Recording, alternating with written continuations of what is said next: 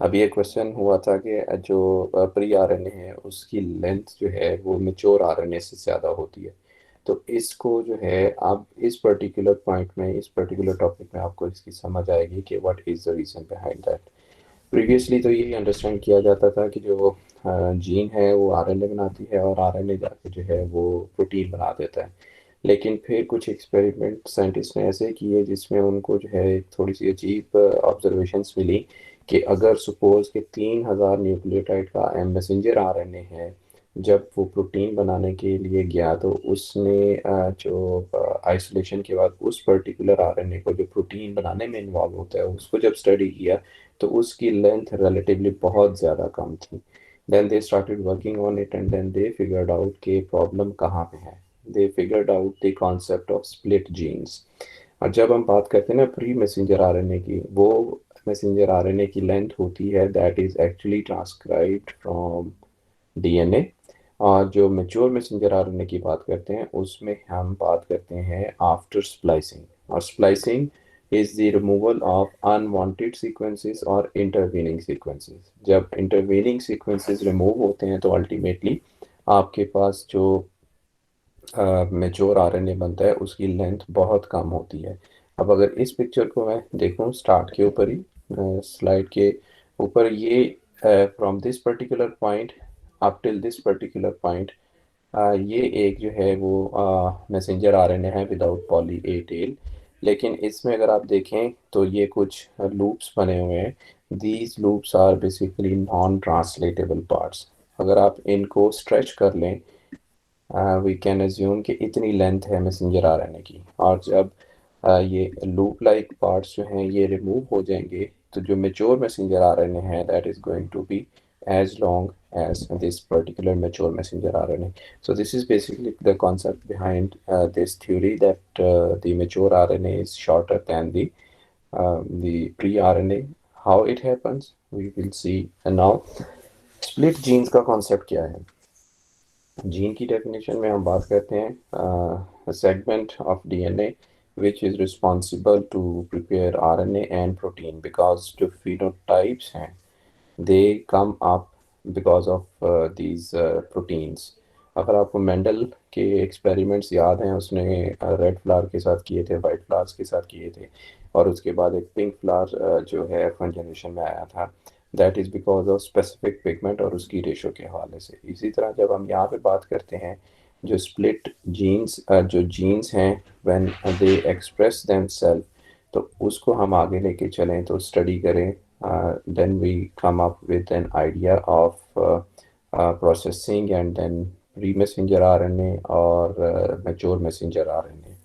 Scientist ने जब ये चीज़ ऑब्जर्व की कि डीएनए की लेंथ यहाँ से लेके यहाँ तक है, लेट्स सपोज 10,000 बेस पेयर्स है यहाँ, इसने जो ट्रांसक्रिप्ट बनाया है, प्री ट्रांसक्रिप्ट, वो भी 10,000 न्यूक्लियोटाइड लेंथ का बनाया है, और एंड पे एक पॉली ए टेल ऐड कर दी गई यहाँ पे। लेकिन जब मैच्योर मैसेंजर आरएनए निकला फॉर ट्रांसलेशन, उसकी लेंथ जो है वो 2,000 बेस पेयर या इससे भी कम थी, सॉरी 2,000 न्यूक्लियोटाइड या इससे भी कम थी। That gave them an idea to think about what could be the reason. Then they figured out that there are certain segments which are not part of mature messenger RNA. इस particular segment को उन्होंने नाम दिया intervening sequences का। और इसके बाद इसका जो साइंटिफिक नेम डिक्लेयर किया गया that is introns, that introns are intervening sequences which are not part of mature messenger RNA. They are removed before the RNA goes for translation. और जो ट्रांसलेटेबल पार्ट्स हैं जैसे यहाँ पे Z है, Y है, X है और ये हेक्सो जीन है, these come together end to end and then they make up the mature messenger RNA, and each of them was referred as exon, introns and exons. अब introns के हवाले से अगला क्वेश्चन ये आता है कि कौन कौन से जो हैं आरएनए उनमें ये प्रेजेंट हैं। Introns are present in all type of genes, whether they code for transfer RNA, whether they code for ribosomal RNA, whether they code for messenger RNA। आज का हमारा टॉपिक जो है that will deal with the messenger RNA. हम detail में बात करेंगे। And के ऊपर जो बात होगी वो टाइप्स ऑफ इंट्रॉन्स की बात होगी, फिर आपको आइडिया हो जाएगा कि राइबोसोमल आरएनए के जीन्स के साथ क्या होता है।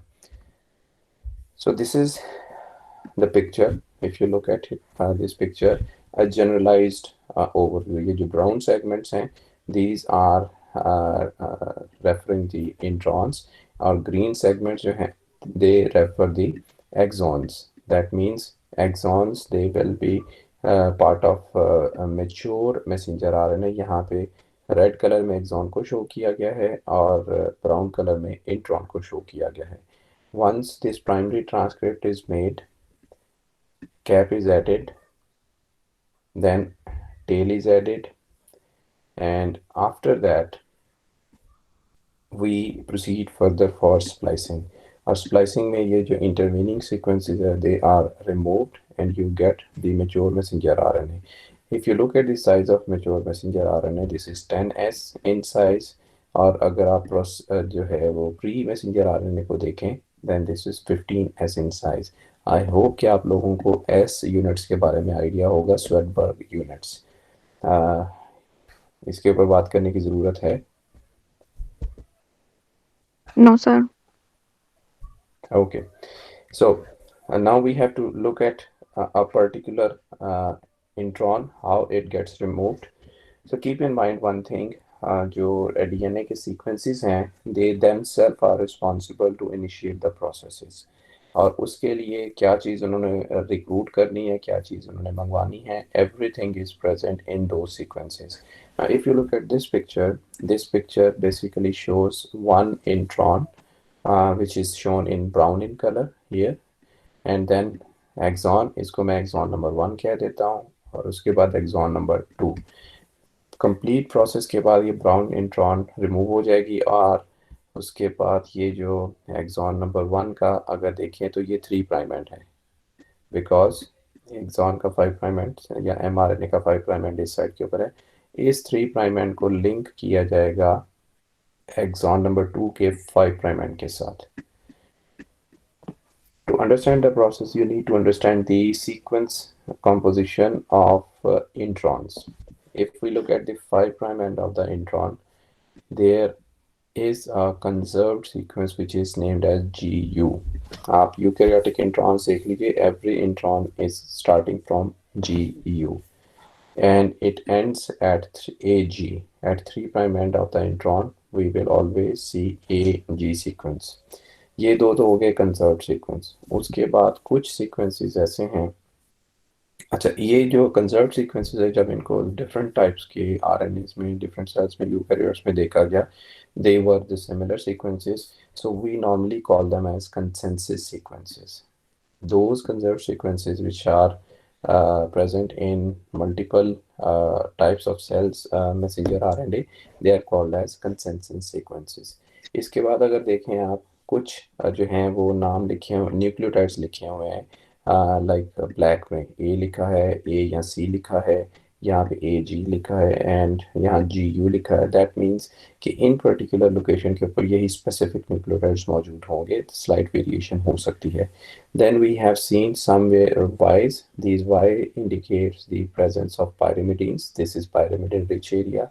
Or towards 3 prime end of the intron. Towards 3 prime end of the intron, before this pyrimidine track, there is a point which has a specific adenosine residue, A residue. This residue is referred as branch point sequence. It is very important for the process of splicing. और अगर इस branch point की location determine करनी हो, this branch point is present 30 nucleotides before the 3 prime end. So I'm going to repeat the structure of the nucleotide sequence of introns. Number 1, it has 5 prime end conserved sequence which is GU. It has 3 prime end conserved sequence which is AG. Then it has a pyrimidine rich sequence towards 3 prime end, and before that pyrimidine rich sequence there is a branch point carrying a nucleotide A, and this A is actually 30 nucleotides before the 3 prime end of the introns. If you have any question, then you can ask, otherwise we proceed further. Sir इस तरह तो जैसे वो axon और intron में से हम intron को रिमूव कर देंगे तो मैच्योर मैसेंजर आरएनए में सिर्फ एक्सॉन्स ही होंगी ना। जी बिल्कुल ऐसे ही, सिर्फ थैंक एक्सॉन्स यू ही सर। होंगे। ओके। ओके तो सर हमें देन, इंट्रॉन्स को जी जी, सर हम इंट्रॉन्स को क्यों रिमूव कर रहे हैं, मतलब एक्सॉन्स ही क्यों रख रहे हैं? इसका मतलब ये क्वेश्चन का answer towards the end of this lecture आपको मैं दूंगा, ठीक है। जी सर सर। ये आपने उल्ट की वेंडिंग बताई है, वहां पे एक साइड पे 5 प्राइम था, आपने इंट्रॉन के 3 प्राइम का है। और उस okay sir, look at this picture once again.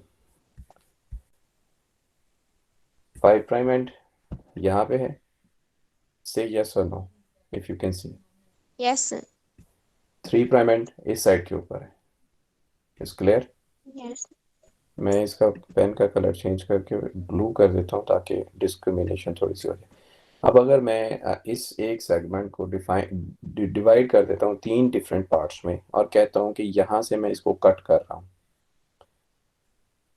तो यहाँ पे लेट्स सपोज एक एक्स न्यूक्लियोटाइड है और इस साइड के ऊपर एक वाई न्यूक्लियोटाइड है। एक्स और वाई न्यूक्लियोटाइड के दरमियान फॉस्फोडाइस्टर बॉन्ड है, जब उसको हाइड्रोलाइज किया जाएगा तो वाई न्यूक्लियोटाइड के ऊपर 3 प्राइम एंड होगा, एक्स न्यूक्लियोटाइड के ऊपर 5 प्राइम एंड होगा। हमारे यस सर। दोनों एंड वही मेंटेन रहेंगे। आप इस एक फ्रेगमेंट को 10 फ्रेगमेंट्स में भी डिवाइड कर दें, they will remain retain there 5 prime end 3 prime end. Okay, yes sir. The process of splicing, it needs a multi protein complex, और उस मल्टी प्रोटीन कॉम्प्लेक्स को because it works all together हम नाम देते हैं spliceosome का। As you can see over here, spliceosome is a multi-protein complex, and these proteins are referred as ribonucleoproteins. ये हमारा एक अलग से टॉपिक है ribonucleoproteins का, that is the next topic। उसके ऊपर डिटेल में बात करेंगे। मेजर हमारी बात इसी फंक्शन के लिहाज से यहीं पे हो जाएगी, वहाँ पे स्ट्रक्चर और डिस्कवरी के लिहाज से नेक्स्ट लेक्चर में बात होगी। सो स्प्लाइसोसोम जो है that is basically made up of different S N R N Ps. SNRNPs stands for S for small, N for nuclear, RNPs for ribonucleoproteins. That indicates they have two components. One is RNA, the second one is protein. और आपने पहले शायद कहीं पढ़ा हो कि enzymes are protein by nature, and if certain RNA molecules they have the enzymatic function and they are associated with the protein, फिर हम इनको राइबोजाइम कहते हैं because RNA is associated with those proteins. There are as much as five, one, two, three, four, five different RNPs which are a part of the spliceosome, and they are numbered as U1, U2, U5, U4, and U6. Why we use this alphabet U here? Because जो RNA in RNPs का part होता है that is having extensive quantity of uridine or uracils. So these RNAs are uracil rich, therefore we call these proteins as USNRNPs, that is uridine rich small molecular weight nuclear ribonucleoproteins. And the next point about these proteins, the SNRNPs, they exist individually and they come up together at the site of splicing. जब splicing एक अगर यहाँ पे particular splice site बनी है, यहाँ पे splicing होनी है, then one by one ये proteins आएंगे। अभी हम देखते हैं कैसे आएंगे। They are not going to come all together as a single unit. Once all the proteins take their position, then the process of splicing starts. And as much as you can see, 95% of the messenger RNA can be lost in the form of introns after splicing. Simple सी बात इसको मैं कर देता हूँ कि अगर आप जो है प्री मैसेंजर आरएनए 1000 न्यूक्लियोटाइड्स का है और स्प्लाइसिंग के बाद उसके एज मच एज 950 न्यूक्लियोटाइड्स जो हैं वो लॉस हो सकते हैं, और जो फाइनल मेच्योर मैसेंजर आरएनए बनेगा वो 50 न्यूक्लियोटाइड्स के ऊपर जो है वो मुश्तमिल होगा।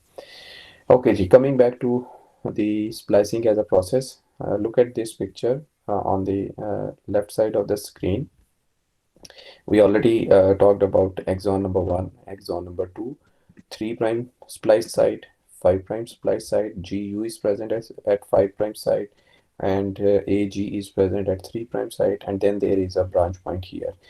To identify 5 prime end of the intron, we need a protein which is known as U1SNRNP. U1SNRNP will come here and it will bind with the 5 prime end of the intron. अब ये binding कैसे होती है उसके लिए आपको ये वाली पिक्चर देखनी है. इनसेट ए जो है जिसको मैं आप एनसर्कल कर रहा हूँ, एक्सॉन नंबर 1, उसके बाद ये जी you sequence, conserve sequence.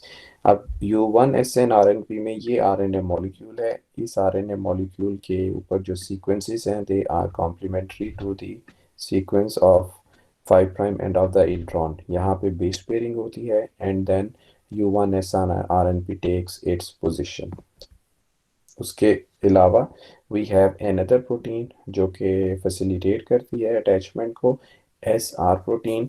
SR protein को SR प्रोटीन इसलिए कहा जाता है कि इसमें अभी गालिबन मैं इसके अमाइनो एसिड्स को देखता हूँ, गालिबन आर्जिनिन है और something else. I will talk about SR protein later. यहाँ पे एक लिखा हुआ है ESE sequence. ESE sequence basically exon splicing enhancement sequence है. इस सीक्वेंस ESE सीक्वेंस के साथ SR प्रोटीन ने बाइंड करना है एक्सॉन में, और इंट्रॉन में U1 प्रोटीन ने बाइंड करना है. अब नेक्स्ट स्टेप क्या है इसमें, the second USNRNP is going to come and it will bind with the branch point. जहाँ पे हमारे A मौजूद है branch point के साथ bind करेगी. अब अगर आप इस पर्टिकुलर एरिया को देखें, branch point के साथ किस तरह से bind कर रहे हैं, ये U2SNRNP में जो मौजूद RNA है वो RNA है. इसका सीक्वेंस कॉम्प्लीमेंट्री है with this particular region of the nucleotides except that A which is the branch point. जब U2 बाइंड करती है ब्रांच पॉइंट रीजन के साथ, तो जो ब्रांच पॉइंट के लिए A है that goes out of the intron, इस एक बल्ज की शक्ल में बाहर आ जाता है. ये बाहर क्यों आता है, because it is going to be used to make another bond. तो यहाँ पे इसको फ्री कर दिया गया एक क्लास या मेड अवेलेबल कर दिया गया to be use for a chemical reaction. And then we proceed further. Then there comes the rest of the 3 USNRNPs, U4, 5, and 6. All these 3 SNRNP comes and they bind with the U2 SNRNP. Now, when the U4, 5, 6 they are going to come here, and they are going to interact with U2. तो जो 5 prime end के ऊपर bind थी U1, it is free to go out. And U4 जो है उसका काम था U5 और 6 को डिलीवर करना, it goes out. 1 and 4 is no more required. 6, 2, 4, 5 and 6 they are going to perform the rest of the function. Now if we look at this picture, जब ये U4, 6 और 5 आ रहे हैं, you can see the RNA of U6 protein and RNA of U4 protein, they are heavily base pairing with each other. These are 2 different proteins. उनके जो RNA हैं they are base pairing with each other. That is the reason they are associated and they come to the site of splicing. Once the U6 and U5 are delivered, then look at this particular point. U5 is associated with the axon. U6 has association with 2 different segments. एक उसकी association जो है वो U2 के साथ है यहाँ पे, if you can see this base pairing. और यहाँ पे अगर मैंने ये पिक्चर अगर आप देखें, U6 is associated with U2 और दूसरे साइड के ऊपर it is interacting with the with that particular area जहाँ पे U6 जो है वो 5 prime end of the intron के साथ interact कर रहा है, यहाँ पे आपको visible है. और जो U2 है वो दूसरे एंड के ऊपर आपके ब्रांच पॉइंट एरिया के साथ जो है वो इंटरेक्ट कर रहा है. एंड द अरेंजमेंट और the position of U6 and U5 bring some conformational change. और वो कन्फर्मेशनल चेंज इस तरह से होती है कि इंट्रॉन जो है वो एक लूप लाइक स्ट्रक्चर बना लेता है. जो एक्सॉन का 3 प्राइम एंड है एक्सॉन 1 का, that is brought near to the 5 prime end of the exon number 2 if you can see here. और यहाँ पे अगर आप देखें, let me erase some of the markings.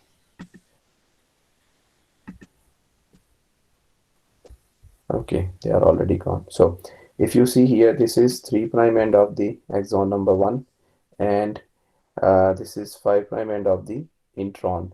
So यहाँ से जो है bond break किया जाएगा और ये जो G है that is going to be linked with this branch point. So you can see here RX1, this is the first reaction that is going to happen during splicing. Once this attachment is done, you can see here that the U6 and U2, they are holding this 5' end of the intron which is now attached with the branch point. And you can see here what is the benefit of branch point to go out of this domain in the form of a bulge. Once reaction 1 is completed and 5' end of the intron is removed, then this 3' end of the exon number 1 is free. It will attack on the 3' end of the intron and 5' end of the exon 2 और यहाँ पे दूसरा reaction chemical reaction होता है, इनको कहते हैं ट्रांसस्टेरिफिकेशन reactions. So intron is getting free from here and the two exons are linked together. In this way, the introns are removed in the form of a closed structure with the help of U, S and RNPs.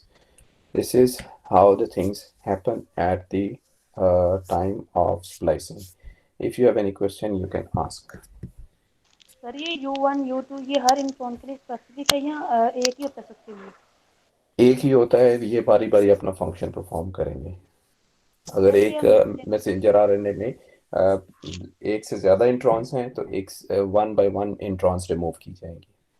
Sir हमने देखा था कि intron के 5' and पे GU का होता है, 3' and पे स्पेसिफिक सीक्वेंस है, तो GU के आगे सीक्वेंस चेंज भी तो हो सकता है ना, तो फिर इंट्रॉन का U1 का सीक्वेंस किसके लिए आगे चेंज हो जाएगा? देखें GU का सीक्वेंस जो है ना, उसके बाद मैंने जो यहाँ पे आपको स्लाइड दिखाई है ना, यहाँ पे जहाँ जहाँ डॉट्स हैं वहाँ वेरिएशन आपके पास हो सकती है, लेकिन जो पर्टिकुलर पॉइंट्स हैं GU के बाद AAGU, they are more or less going to remain same. They are not going to be like changed. They are preferably these sequences. जहाँ जहाँ ये डॉट्स विजिबल हैं, यहाँ पे कोई भी सीक्वेंस हो सकता है, कोई भी न्यूक्लियोटाइड हो सकता है. सर ये any other बता दें यहाँ पे क्या किसका? हुआ है? कहाँ पे? RX2 RX2 पे ये हुआ है कि जब आपने एक एंड जो है इंट्रॉन का उसको शिफ्ट कर दिया टू द व्हाट वी से ब्रांच पॉइंट, तो जो एक्सॉन है उसका ये 3' एंड फारिग हो गया है. Now this is free. इसके साथ कोई जो है ना फर्दर अटैचमेंट न्यूक्लियोटाइड की नहीं है. It has to be connected with exon number 2 और एक्सॉन नंबर 2 के 5' एंड के साथ कनेक्ट होगा. सो यहाँ पे जो बॉन्ड पहले बना हुआ था phosphodiester bond between axon and intron, now it is going to be made between axon number 1 and axon number 2 और 3' end of the intron is going to be free. और ये intron in the form of a loop like structure release होती है और इस loop like structure को आप शायद जानते हो, लैरिएट कहते हैं. When the introns are removed as a closed structure, they are known as lariat. अगला सवाल ये बनता है, what is the fate of these lariats or these removed introns? They don't have to do anything. They will be opened up and by the action of nucleases, they will be digested or degraded. यहाँ तक बात clear है जी? Yes sir. Okay. Sir So बता दें किसके बारे में? ES सीक्वेंस के बारे में. ES आगे चल के ESE sequence. These are basically, let me see, आगे एक स्लाइड आएगी उसमें एक्सोनिक स्प्लाइसिंग एनहांसर्स. अब ये वो सीक्वेंसेस हैं which are part of the exon एंड इनके साथ जब आके प्रोटीन बाइंड करती है जिनका मैंने जिक्र किया था, these are the SR proteins. SR proteins are specifically going to attach with these ESE sequences because they have to support the function of USNRNPs. और एस आर को जो है अगर देखा जाए, why we call them as S R protein because they have two amino acids. एक तो गालिबन arginine है और दूसरा मुझे जो है वो कंफर्म करना है व्हाट इट कैन बी। आपको है आइडिया कि S stands for which amino acid?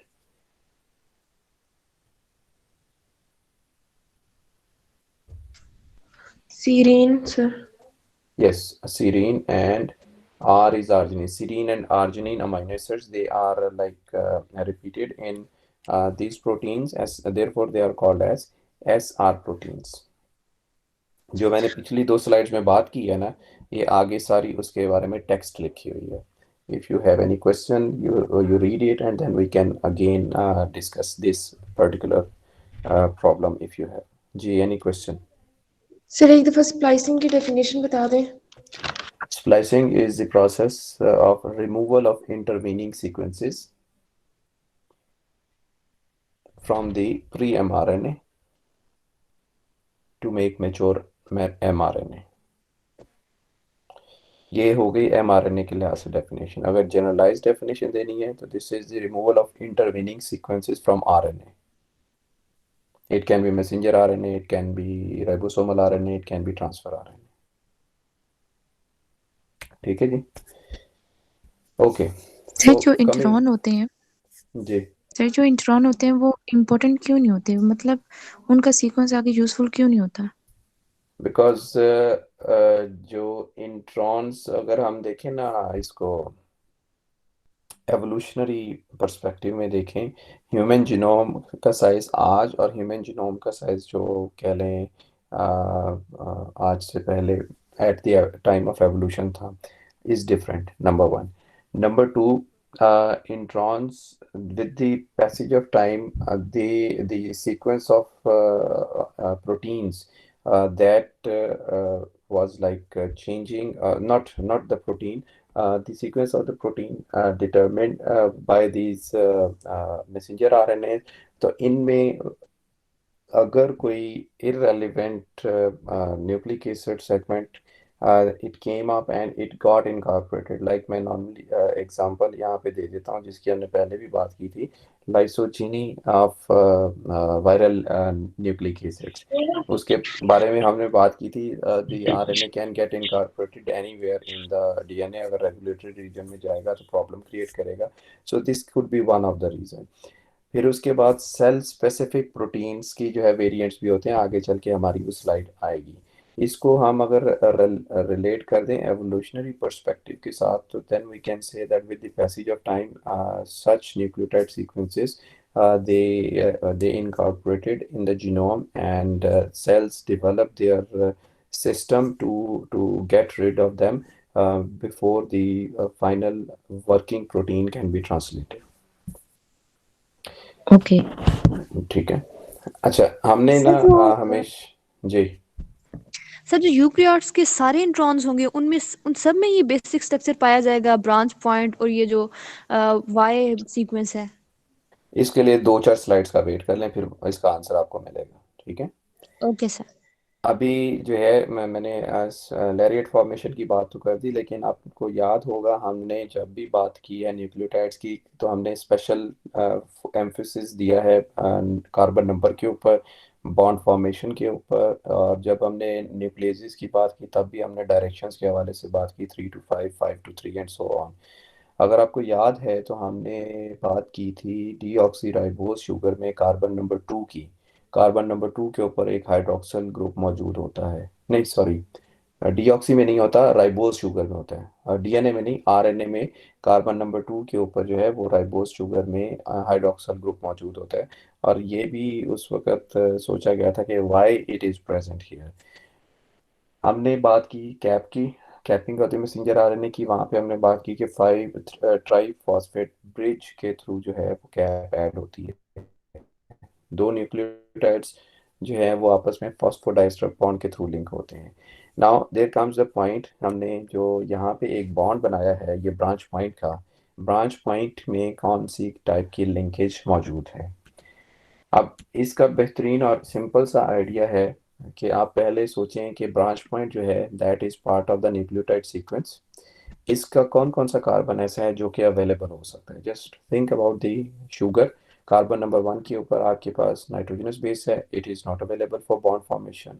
Carbon number 3 is involved in with the phosphodiester bond formation with the preceding nucleotide, it is not available। Carbon number 4 के ऊपर hydroxyl group मौजूद नहीं है। Carbon number 5 के ऊपर जो मौजूद है उसने अपने से पहले वाले न्यूक्लियोटाइड के साथ वो बनाया हुआ है phosphodiester bond. So the only carbon which can play important role in the bond formation is carbon number 2। और राइबोज शुगर में जो हाइड्रोक्सिल ग्रुप कार्बन नंबर 2 पे होता है that is involved in the formation of lariat।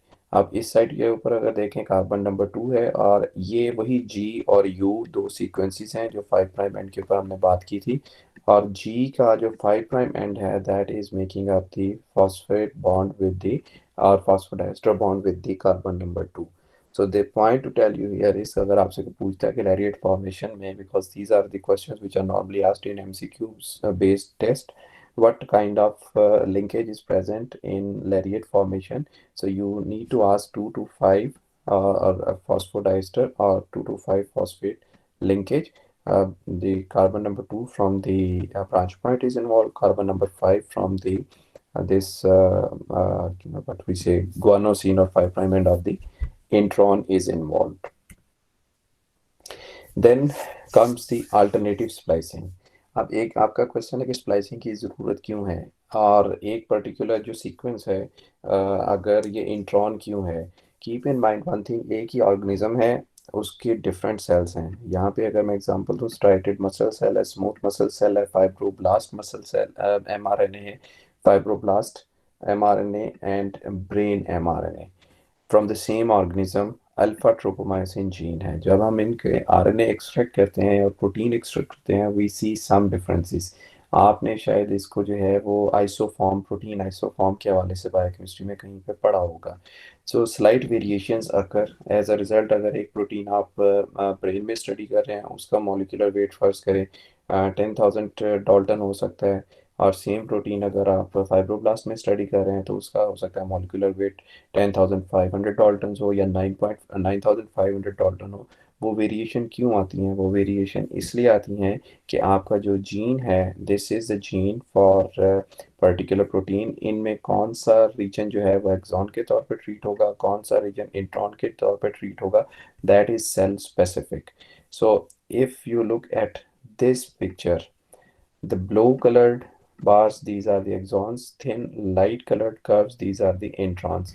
अब अगर मैं इस पहले जो है वो एक्सॉन को देखो, यहाँ पे नंबर 2 के ऊपर जो एक्सॉन है it is missing in this particular messenger RNA, whereas this particular axon is missing in all these 3 and this one messenger RNA। that means अगर हम सपोज कर लें कि ये जो सेकेंड यहाँ पे एक्सॉन है it is going to code let's suppose amino acid number 35। so इस आरएनए का अमीनो एसिड नंबर 35 और बाकी जितने आरएनए हैं वो जो अमीनो एसिड नंबर 35 कोड करेंगे that is going to be different। This is by nature, by cell specificity, that what function that particular protein has to perform in fibroblast or in brain। अब अगर आप ट्रोपोमाइसिन को देखें, this is a protein which is mostly related with the elasticity or muscle contraction somehow, or like what we can say tropomyosin cytoskeletal elements. तो brain के cell के बारे में और फाइब्रोब्लास्ट के हवाले से या मसल्स के हवाले से you can think about their structure, their function, and then you can think about why these variations can occur.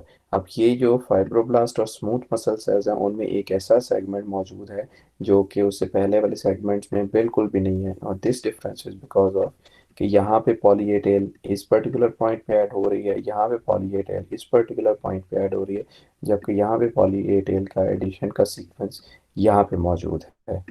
So that brings the variation in the proteins of the same organism but in different cells। So this was about what we say the splicing of the nuclear introns। अब अगर हम बात करें, जैसे कुछ question किया था कि all the eukaryotes will have the same type of introns, the answer is no, because introns की भी अपनी different types होती हैं. We can divide the introns in 4 different types. जिनकी अभी हमने बात की, और मैसेंजर आरएनए रिलेटेड इंट्रॉन्स, इनको हम न्यूक्लियर इंट्रॉन्स कहते हैं, जिनके लिए आरएनपीज की ज़रूरत होती है. उसके अलावा जो इंट्रॉन्स हैं उनको हम कहते हैं ग्रुप 1, 2 और 3 इंट्रॉन्स. अब ग्रुप 1, 2, 3 इंट्रॉन्स की जो डिफ्रेंशिएशन है फ्रॉम न्यूक्लियर इंट्रॉन्स, के न्यूक्लियर इंट्रॉन्स को स्प्लाइसोसोम की ज़रूरत होती है. ग्रुप 1, 2 और 3 introns they are self spliced introns. इनके लिए किसी किस्म के यूएसएनआरएनपी की ज़रूरत नहीं होती. सो आई रिपीट कि सेल्फ स्प्लाइस्ड इंट्रॉन्स हैं, they don't need any U snRNPs, they do their splicing by themselves. How they do their splicing, अभी हम इसके ऊपर बात करते हैं. लाइक फॉर एग्जांपल, अभी टेट्राहाइमीना जो है, इसकी अगर मैं बात करूं, तो that is one example of group 1 intron. If you look at this picture, इस पिक्चर में येलो कलर में जो आपको सेगमेंट दिखाया जा रहा है, दैट इज एन इंट्रॉन, और ये 26S राइबोसोमल आरएनए का है. ब्लू कलर में एक्सोनल सीक्वेंस है. अगर आप गौर से देखें, there is a G coming up, exogenous GTP. Exogenous और एंडोजीनस का मतलब ये है कि इस प्रोसेस को एग्जीक्यूट करने के लिए cell has to provide one nucleotide which is GTP. अब जीटीपी का स्ट्रक्चर अगर आप सोच लें, then you may have an idea that this GTP has one hydroxyl group free available to donate it and to get attached somewhere. So what happens when this GTP comes, or this guanosine comes, it hands over its hydroxyl group to the 3' end of the intron, sorry 3' end of the axon, और खुद ये attach हो जाता है 5' end of the intron के साथ.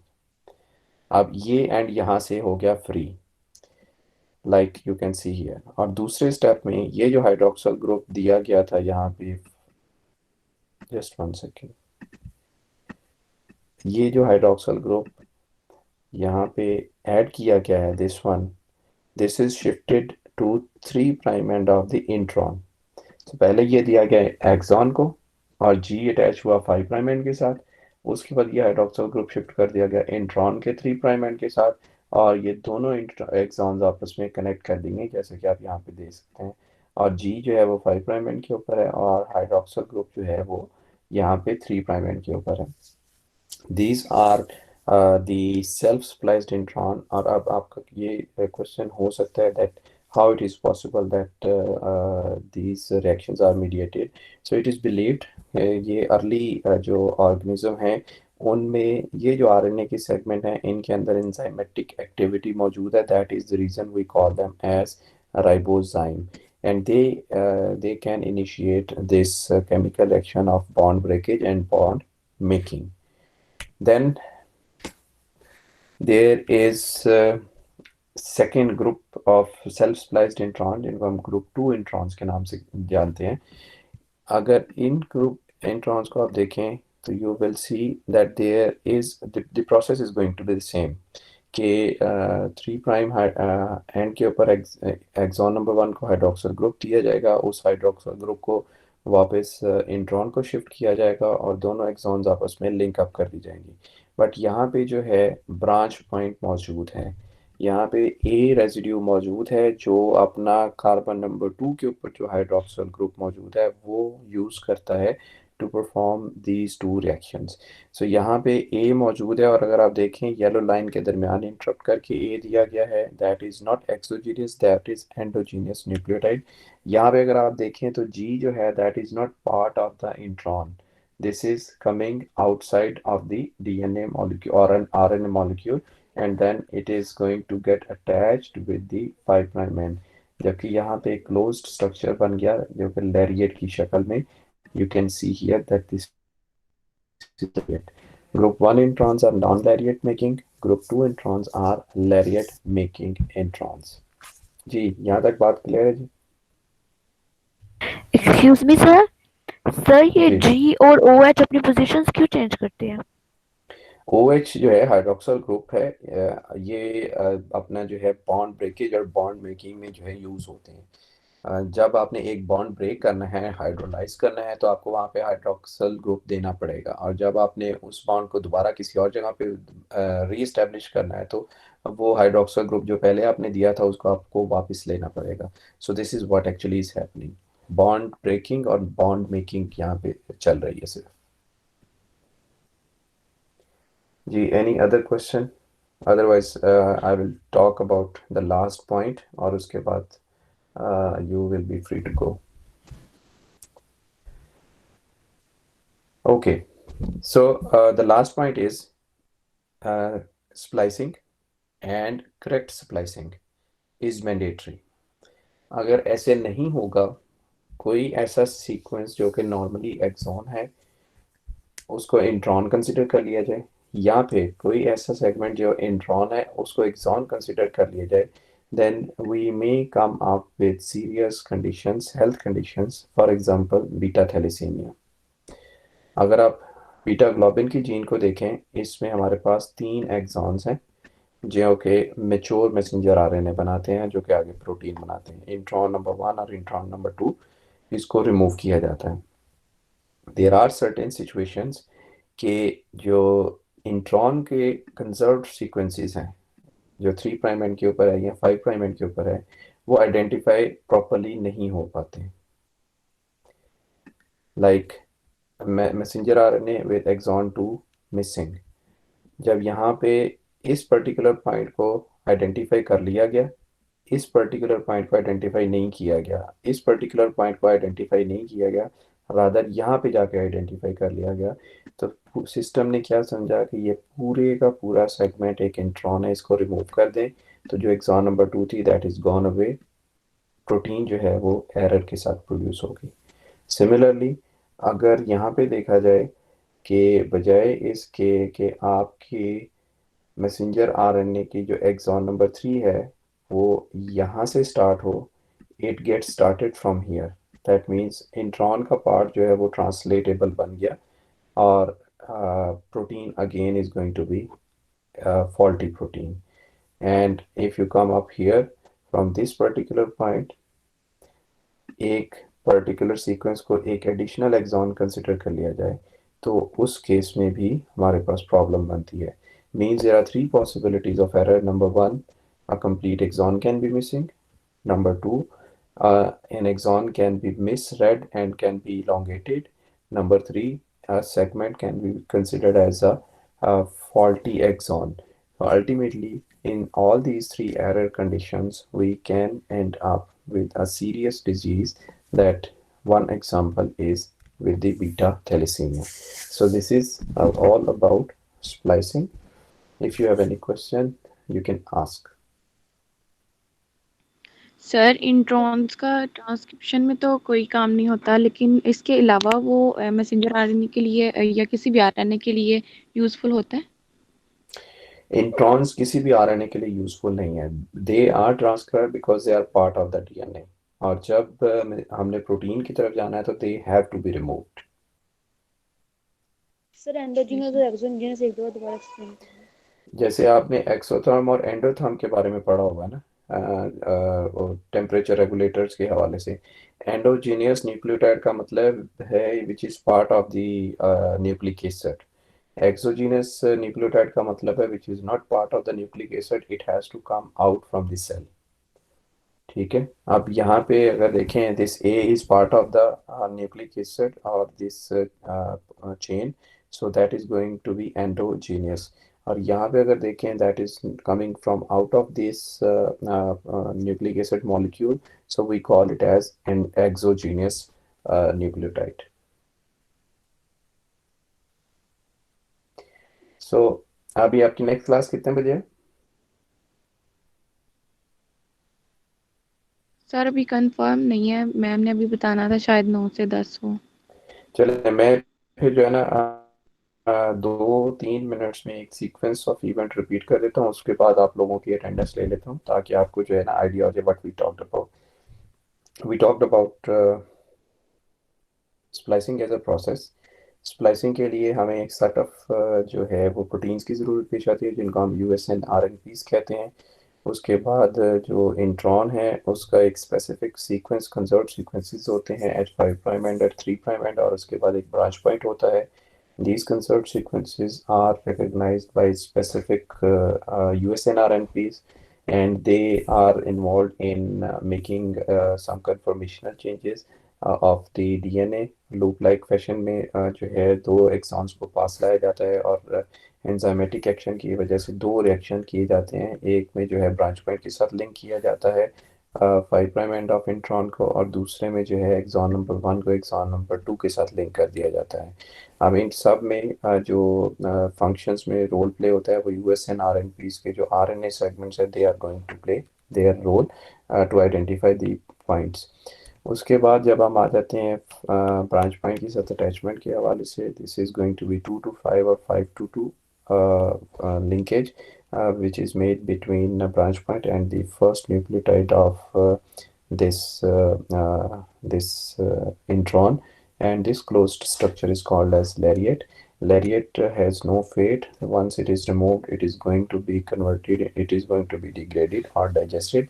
Cell में different cells में अल्टरनेटिव स्प्लाइसिंग की वजह से जो है सेम जीन का जो प्रोडक्ट है प्रोटीन वो स्लाइटली वेरी हो सकता है, डिफरेंट हो सकता है, और उसको हम आइसोफॉर्म्स कहते हैं। And this happens because of the point of the choice of considering the RNA as exon or as an intron. फिर जब हम RNA के इंट्रॉन्स की बात करते हैं, we classify them into 4 different types. Broadly speaking, 2 types, nuclear introns and non-nuclear introns. Nuclear introns के लिए spliceosomes की ज़रूरत होती है, non-nuclear introns के लिए ग्रुप 1, 2, 3 इंट्रॉन्स जो हैं उनके लिए जो है हमें स्प्लाइसोसोम की ज़रूरत नहीं होती, rather they are self spliced introns. अब एक एग्जांपल है ग्रुप 1 की जिसमें सेल्फ स्प्लाइसिंग में एक्सोजीनस GTP की ज़रूरत पेश आती है, और ग्रुप 2 इंट्रॉन्स जो हैं उनमें एंडोजीनस A जो है ब्रांच पॉइंट जो है वो अपना फंक्शन परफॉर्म करता है। अब अगर हम एवोल्यूशनरी पर्सपेक्टिव में देखें कि न्यूक्लियर इंट्रॉन्स की जो रिमूवल है that needs USN-RNP that may have evolved from this group 2 types of introns, because यहाँ पे भी branch point मौजूद है। The only difference between group 2 introns and the nuclear introns is use of USN-RNPs and no use of USN-RNPs। जो transfer RNA, ribosomal RNA और different organelles की जो हैं intron removal, that is one of the example of self-spliced introns. Group 3 introns जो हैं they behave similarly like group 2 introns,